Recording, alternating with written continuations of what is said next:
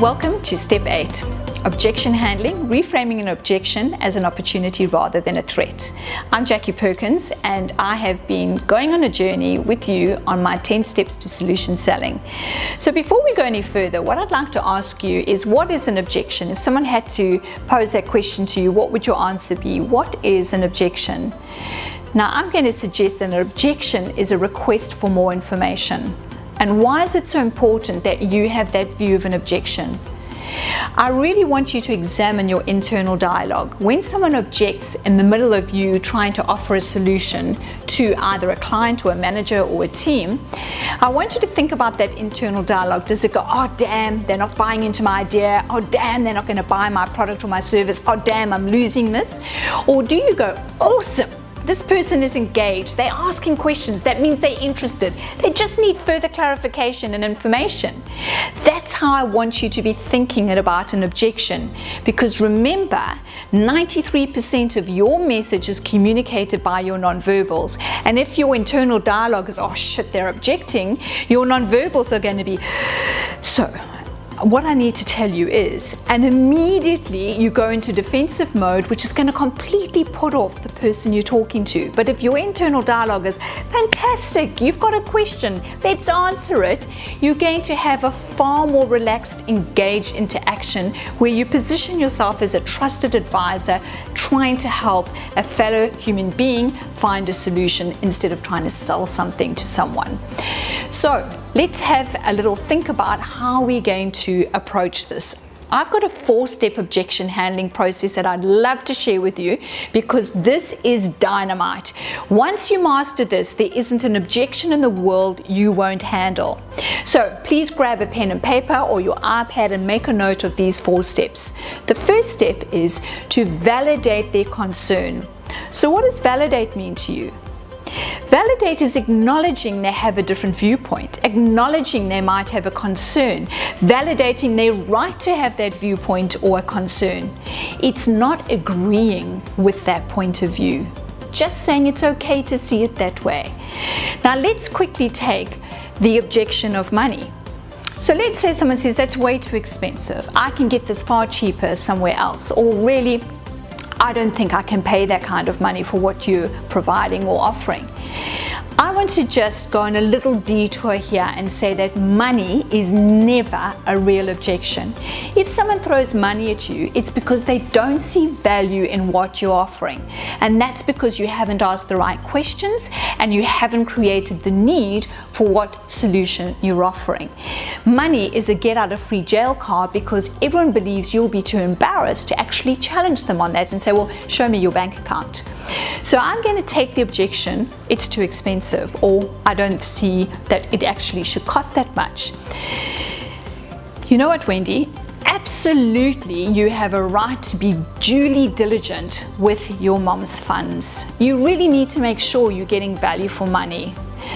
I really want to help you analyze whether you're getting value for money.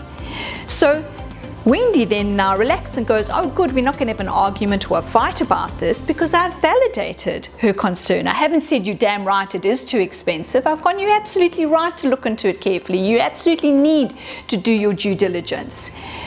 This is when I do not follow that validation with these 3 words. So please write this down. Never follow a validation with but, however, or unfortunately. The minute you use those 3 words, you trigger a threat response. It's like a red rag to a bull. This person goes from feeling, oh awesome, we're having a great conversation, I don't feel attacked or threatened, and we then say but, however, or unfortunately, and we lose that person and we've just negated all the ground that we've covered. So I want to say, you know what, I absolutely understand that you need to do your due diligence. You need to see that you're getting value for money. And you're going to segue straight into step 2, which is ask a question to get the real need from under the waterline. So remember, we spoke about those real needs and those unstated needs and the secret need. Very often when people start objecting, they throw out a surface level objection like too expensive to mask an unstated need, a real need, a secret need that they haven't put out there. So I would then segue into, help me understand what you're expecting to pay for this, or help me understand what research you've done that you believe this is too expensive, or what would you think you should be getting for what I'm actually suggesting you pay. Or what is your real concern around when you say too expensive? Is it the cost of the unit? Is it the weekly fees? What is too expensive? And then you get some clarity, so you don't just go into a pitch fest, you're finding out exactly what the problem is, so you then can give relevant information. So this leads us into our third step. Give relevant information. And I really want to stress that word relevant. You don't want to throw the book at them. You don't want to go into pitch fest or USP diarrhea. You simply want to answer the question that they raised when you say expensive, what were you referring to? What were your concerns with that? And maybe they then say, oh, I'm just really concerned about the weekly fees or something like that. And you can go, oh, okay, third step is give relevant information, and you then go through an explanation where possibly they've misunderstood what you actually were referring to. And you might say, you know what, let's do an analysis. Let's look at the cost of the weekly fees. Let's look at the cost of the unit. Let's break this down so we can compare apples with apples. Let's look at some other service providers and what they're charging, and let me help you do your due diligence. Because remember, you want to position yourself as a trusted advisor. You're not trying to pull the wool over anyone's eyes. You really want them to make an informed decision. You don't want them to purchase something or buy into an idea or a service if it's not right for them, because then you're not authentic, you have no integrity. So this segues straight into our fourth step, and if there's anything I want to stress, once you've given the relevant information, don't leave it hanging in the air, giving them an opportunity to raise more and more questions.